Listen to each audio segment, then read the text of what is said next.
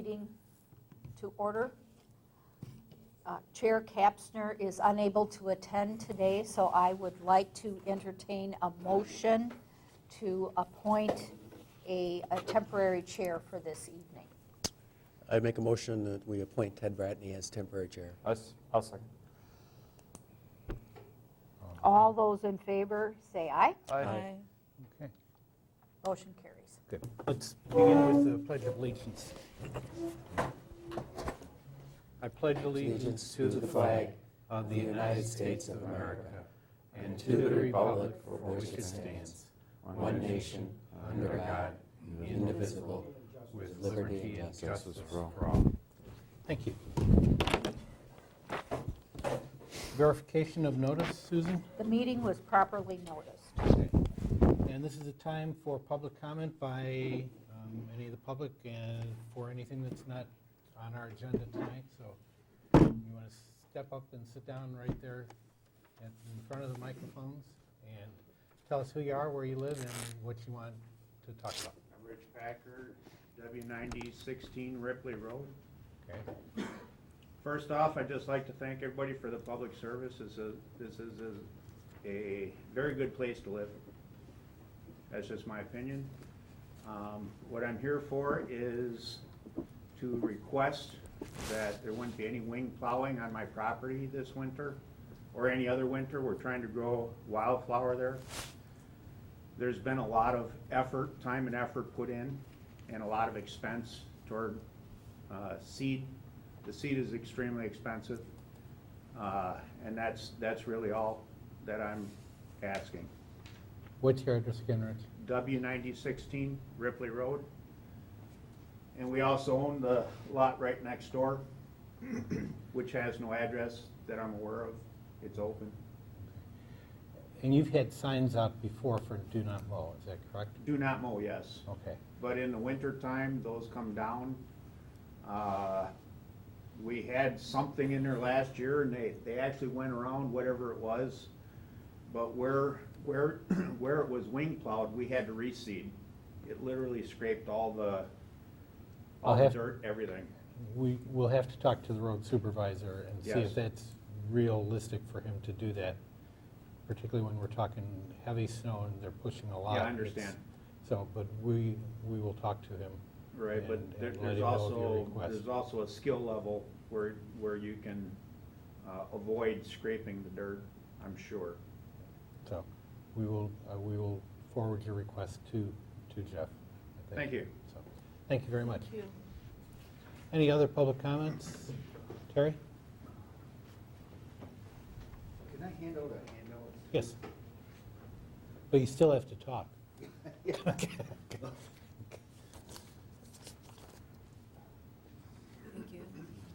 Nice.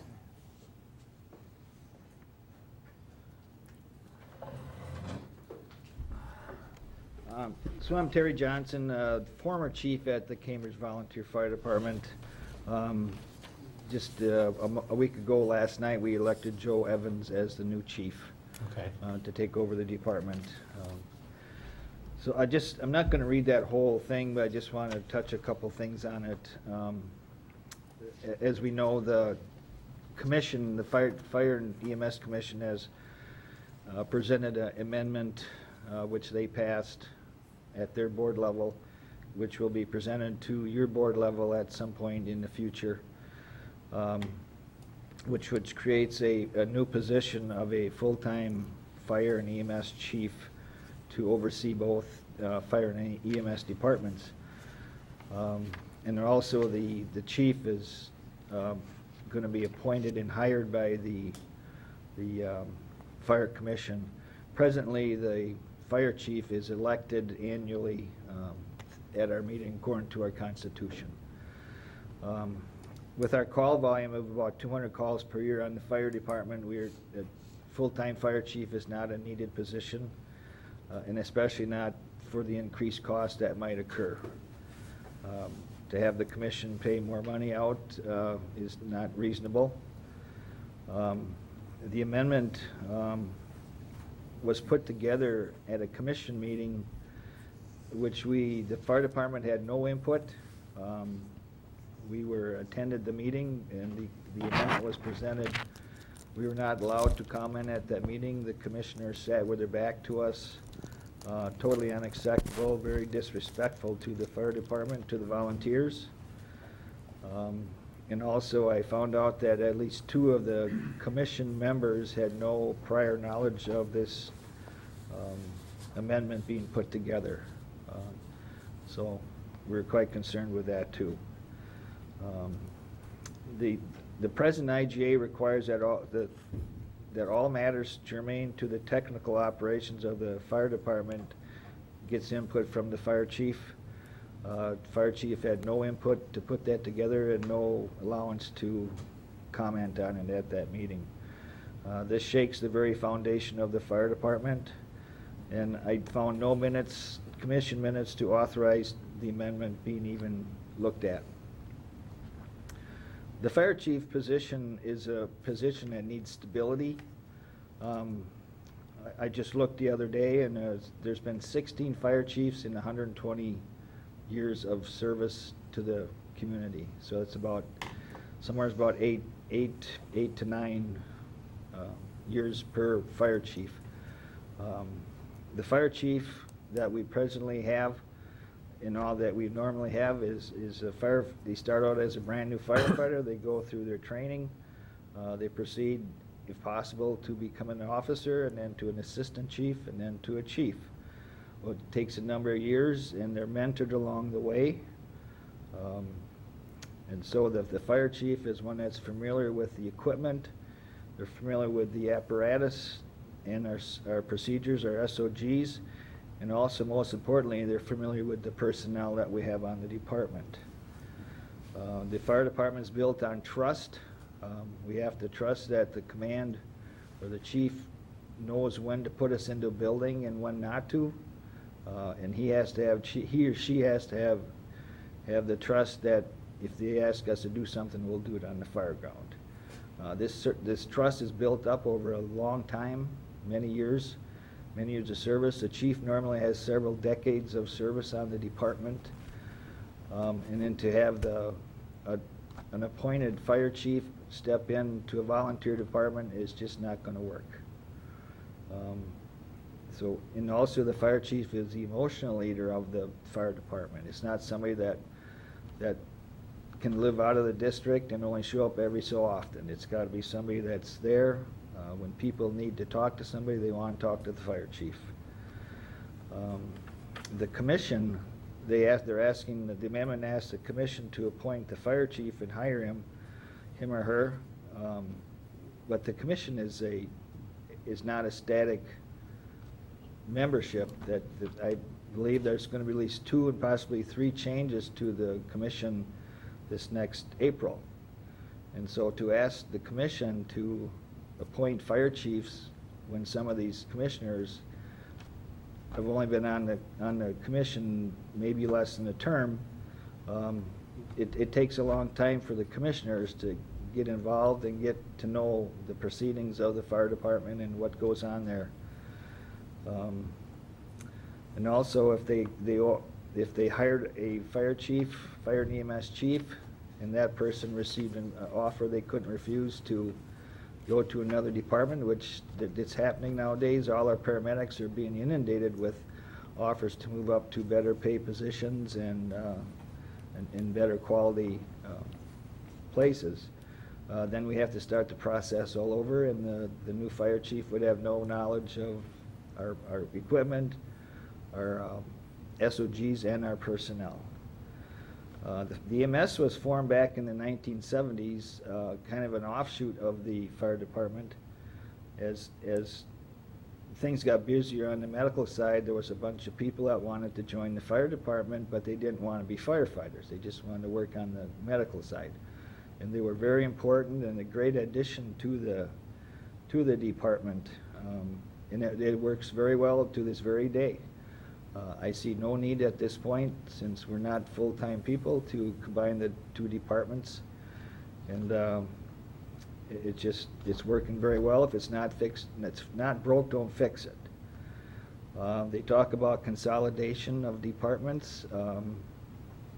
But I'm thinking down the line, the most financial consideration has to look at the Deer Grove system, where the Cambridge would join with Deer Grove, and possibly if the Cambridge and Deerfield Fire Departments would have some type of consolidation. But with the Deer Grove right now, that they cover Deerfield and Cottage Grove, they work alongside the two departments, but they're not consolidated. And I think if we consolidate our fire and EMS at this point, it's going to disrupt that possibility down the road. The Fire Commission did receive a quite substantial or an offer to save a bunch of money back in October of '21 from Deer Grove to have them look at joining with them, but that was turned down. This proposed amendment is not acceptable to the Cambridge Volunteer Fire Department, and there's no cost indications in there what it's going to cost. There's nothing in there what's this going to cost. And also the human cost for firefighters working with somebody that doesn't know them is also very large. So this needs to be turned down at this point. We need to step back and get all parties involved at the table to get this discussed and taken care of. Thank you. Thank you, Terry. Thanks. Any questions, particularly for Terry? We are unaware when this will be actually presented to us. So- From what I understand, there's possibility that they want all 5 municipal boards at the high school some night in January to be presented. That's not been relayed to us at this So- point, so. I've heard that. I don't know that for a fact, but we can stick around for after the meeting if you have questions. Okay, Or if great. you have questions, please give me a call. Okay, good. Terry, thank you very much. Thanks, Terry. John, would you give us an update on the Yes. revaluation? Okay.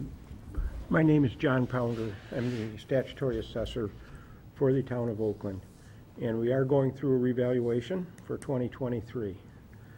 A quick update is we have sent out letters of request to view to approximately 50% of the municipality. We have been getting approximately a 60% positive response from those people to view the interiors of their home and their outbuildings. We've concentrated mostly, started out around the lake in July and August, and we covered the entire area where there's basically from Park, 12, did not do any mailings on anybody on A, but Ripley and out from there. We sent letters out recently being the beginning of December, to Applegate and Oakland Park subdivisions, and everything from A west on 18. And that's approximately 50% of the municipality for improved properties. We will be concentrating February in town of Oakland, and we're sending out the remainder of the letters, request to view letters, and scheduling. We are using the sign-up genius scheduling. It works for the majority of the people. The people that it doesn't work for, they're welcome to call, and we'll schedule accordingly. We have had a couple challenges between when people scheduled their viewing and when we got there, they got COVID in their homes. And we have a very firm policy. I will not enter a home if there's anybody that's COVID positive or within 2 weeks of being tested and was COVID positive anytime during that time. I don't want to be a super spreader in the town of Oakland. But for the most part, I think we have about 25 written denials. People sent us, after they received their request to view letter, said, no, we don't want you to assess our properties. Well, they're gonna get assessed anyway. I have to review the data. I will estimate the data with the best information I have from the road. They will be assessed, and they will be assessed at the current market value. It's just that I'm estimating all the data on their property. Which is their legal right to do, right? Absolutely, absolutely. The request to view letter spells that out clearly. It is their legal right. They can refuse entry with no repercussions. But my challenge is to try to assess the properties. So we've, Estimate the data and put a value on based on my estimated data. It doesn't help to say nothing changed. Well, I didn't get into some of those houses in 2010, so when did it start changing? When didn't it change? It's, it becomes problematic from my perspective. But what could they do to help you in a letter if they don't want you to physically enter the house? They could say that there's been no improvements. But that's hearsay, Jimmy. What would they want to say? Would they want to say, we remodeled it completely and spent over $300,000 doing so? Or would they want to say nothing's changed? I'm maybe sounding cynical, but Sounds like it. I have to have a basis and. But my question is It's if they were it's able to. hearsay if anybody says, and the neighbor says, oh yeah, they did a lot of work on that house, Right.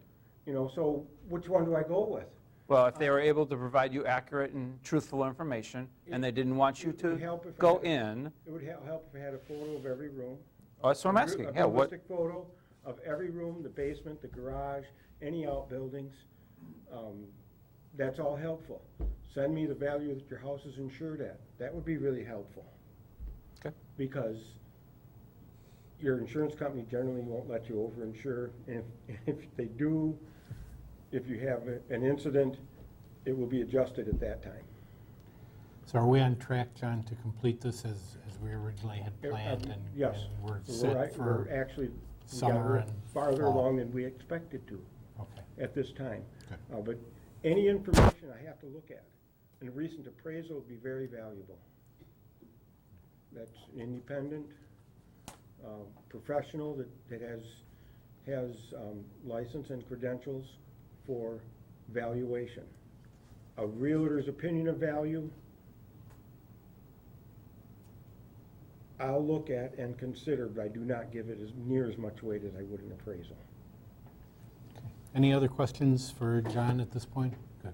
when's the deadline or the timeline? Well, I think we're board of The review ti- sometime in like August or something. The timeline is, I plan on having the values completed before mid-July and in the mail by mid-July.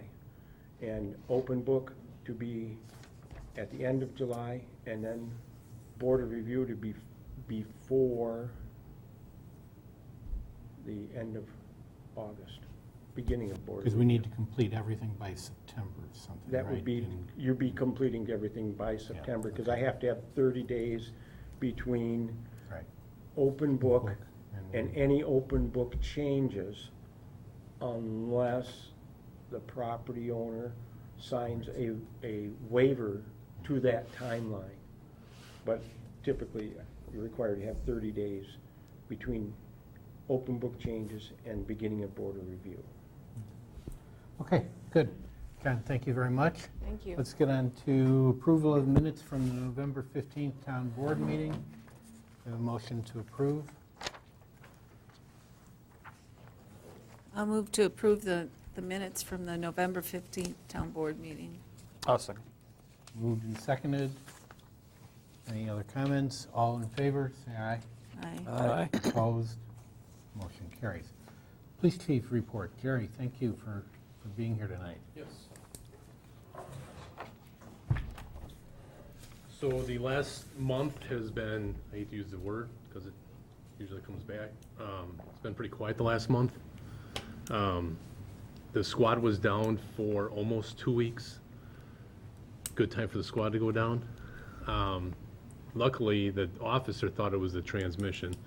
Turned out it was just a broken exhaust piece between two of the resonators or mufflers. So, of course, it was difficult getting in to begin with, and then there was a shortage on the pipe. So that took some time, but the cost was just under $400, which I didn't think was too bad.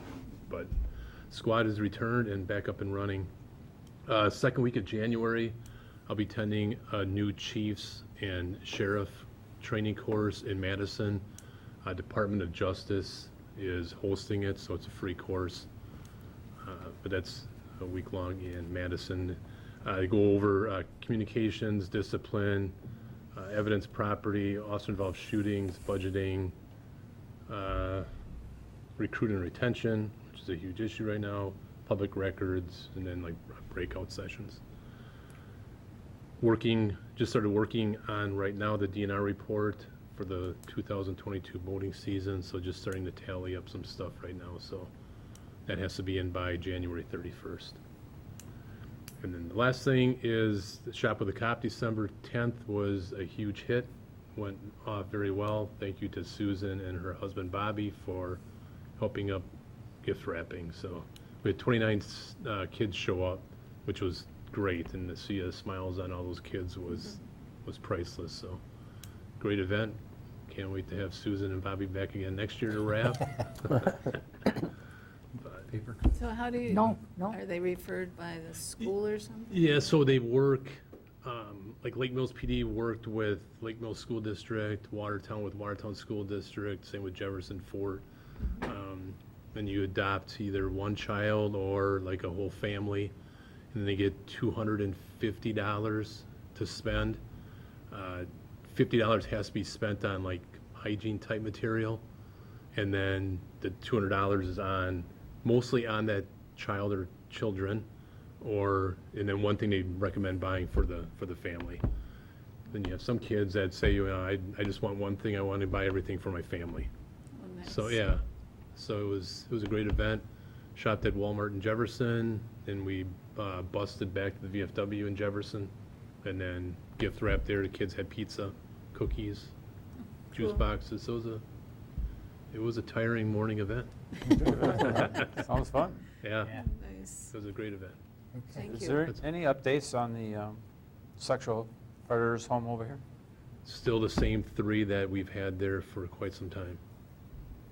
So no activity? No. Which is good. No, the latest activity was we had some winds and branch came down and took out their power line, but other than that, no activity. It's been good. Any other questions for Gary? Thank you very Yep. much, appreciate it. Thank you. Road Supervisors report, Jeff is busy sleeping because the odds are he's not going to get much the next few days. And really, it's been busy keeping the roads clear and stuff, and they've done a good job, so. Clerk Treasurer's report, Susan. The clerk's office is busy processing property tax payments. We are behind. This time last year, we had collected a substantial amount more of property taxes than we have this year, so it's a little bit slower. That allows us to get some of our end-of-the-year reports done, which is just fine.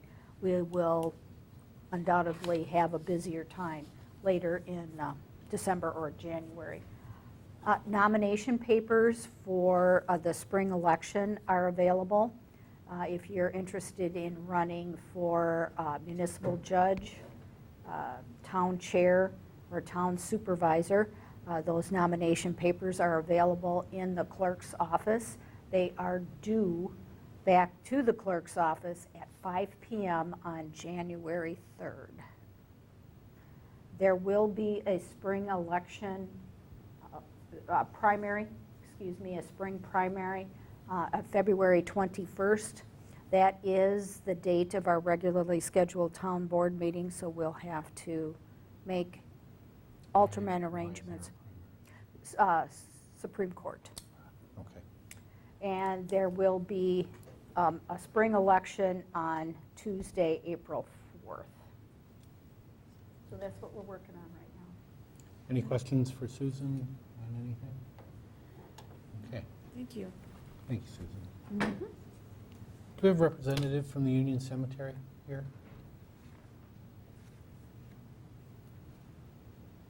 Okay. We will put that item on next month, contact them and see. They wanted to talk about the care and the ability that they have to continue to care for it. We do, I think, subsidize them a little bit. Yes, we do. And they wanted to talk about what's kind of in their future and bring us up to speed on that, so. Okay, discussion, possible action on Resolution 2022-3, calculation of Class B license authorized to be issued by the town of Oakland. Susan? This resolution is a formality so that it is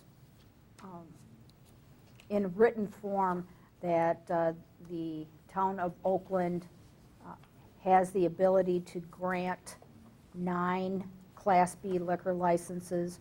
Right now, we have 8. The 9th one was held by Giovanni's, which is no longer in business. The calculation at the bottom is as our population grows, we may be, right now we are not eligible to have a reserve license, but as our population grows, we may be able to grant a reserve license if that need arises. And that's like a temporary?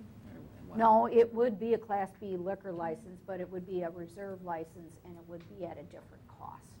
Okay. And all of that is set by the Department of Revenue. So we need to approve this Yes. report this day, so we need a motion to. I'll make a motion to approve the resolution 2022-3. I'll second it. Second, right. Any other questions? All those in favor, say aye. Aye. Aye. Aye. Opposed? Okay, motion carries. Thank you, Susan. Okay, next one is discussion and possible action on the 2023 Humane Society contract. And was there an increase in this, Susan? There is a decrease, and actually, we budgeted quite a bit more than what the cost of this current contract is. We will pay the upfront amount in January, so our total cost for 2023 will be $8,012.89, which represents a 7% decrease. Decrease? Nice. Okay.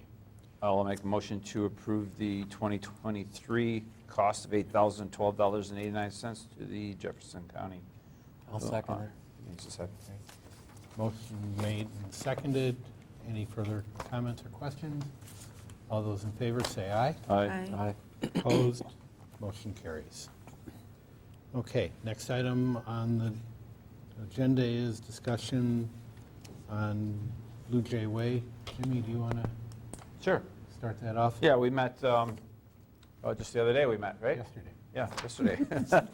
So we met yesterday, the school superintendent and the committee, and discussed possible ways moving forward.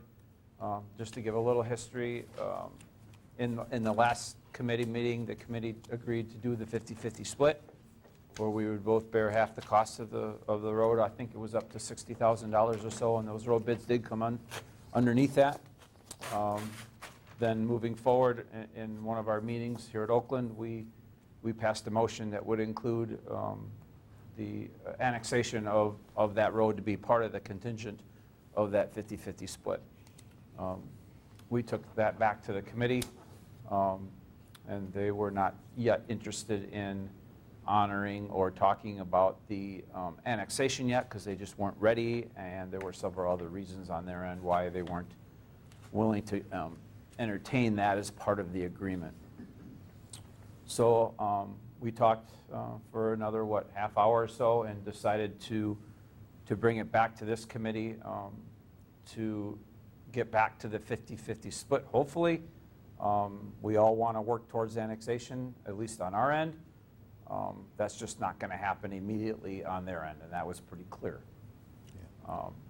My suggestion is we continue working toward an annexation of that road, but we also need to fix that road.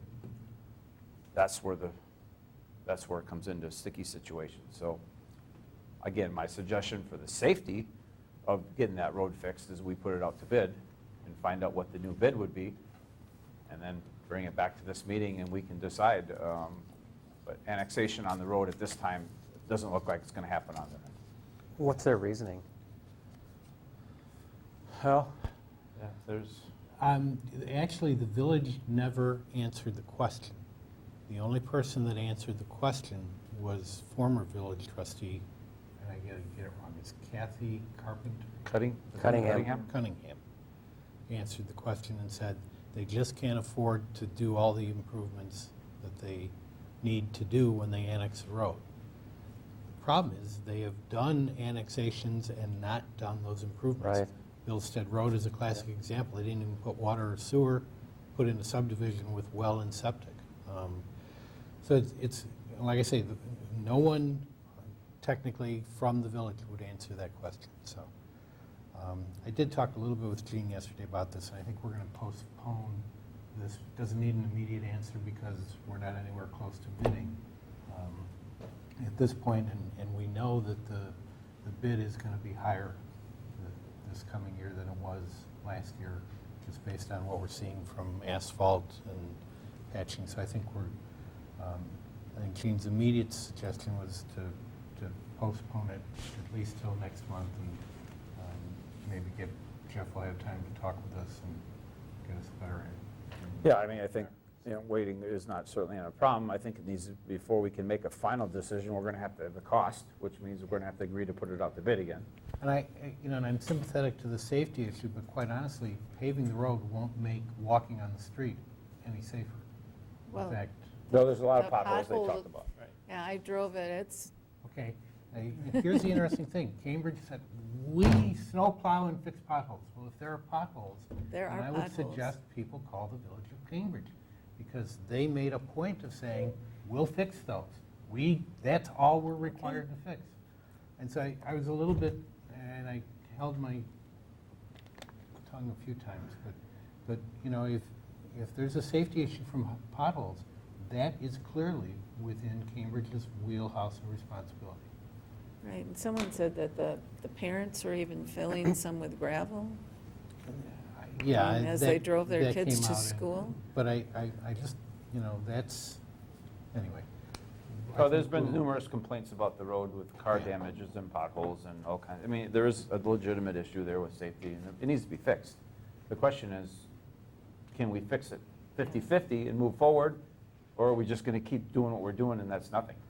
So we should call the Village of Cambridge and say, Yeah. this needs to be, Yeah. I drove this and this is here, And there's will you potholes fix it? and you need to fix the potholes. Yeah. Okay, We give them road maintenance to do We the give- maintenance. Yeah, we Okay. pay them money to do that. Okay. And they were very strong on, that's our only responsibility, okay. so. That's So I good to think know. we will pass this to another month as we get closer. And it would be good to get some feedback from Jeff also. You want to put it on the agenda for next month? Let's make it a tentative. Will next Gene month, be so. here next month, though? I believe so. I think he's going to be gone in February again. Oh, okay, So, yeah, and my hope is to get it on next month. So, yeah, we'll okay. put it on for next month.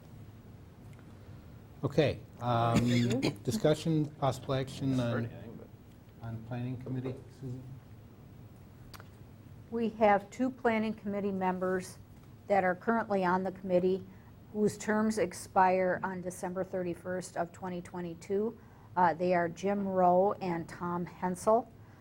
Danny has spoken to both Tom and Jim, and they have agreed to another 2-year term, but we need the board to approve those appointments.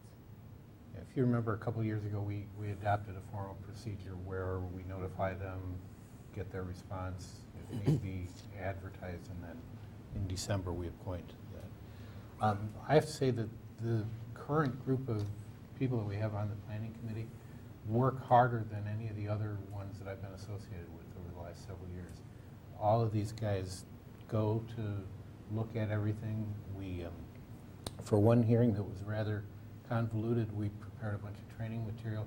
Every one of them came in and sat down and went through the training material and was ready then to discuss. So from the standpoint of being the board's representative on there, I am very pleased with what I see. And so I would heartily endorse that we appoint both Tom and Joe back on the board. So I would entertain a motion to appoint. I'll make a motion that we appoint Jim Rowe and Tom Hensel for another 2-year term on the planning committee. No, second. Any further comments? All those in favor, say aye. Aye. Opposed? Motion carries. Okay. Approval disbursements? I'll make a motion that we approve disbursements, beginning with electronic funds transfer to the Wisconsin retirement system, through and including another EFT 433551090 in the aggregate amount of $81,023.94. Second. Second, Joy. Any questions? All those in favor say aye. Aye. Opposed? Motion carries. Under announcements, just an update on the property for Faith Lutheran. I have received information from Mary Bailing that it appears that the sale will be completed before the end of the year. But I do not know who the purchaser is at this moment. I am going to follow up with Mary just to make sure that they understand the requirements that the town has of the purchaser and make sure that those are, but she's been in regular correspondence with the other attorney, and I had an email from her when I got back that said we anticipate closing by the end of the year. So that would be good. Correspondence, you have the December court docket. You also had a article from the Edgerton newspaper that was a little bit more information on the IGA stuff. It gave a few more details than what were in the Cambridge News, and that's why that was included. So, next meeting date is January 17th at 7 p.m., and I would entertain a motion to adjourn. So, Well, there's a email from the Jefferson Oh, okay. Fire. Do you need to talk to that, Joy? It's just, there's no action really we need to do on it. I mean, it's just information right now, Okay. so, just correspondence, right? right. Yeah. Okay. Okay, good. Thank you. Any others? Then I will entertain a motion to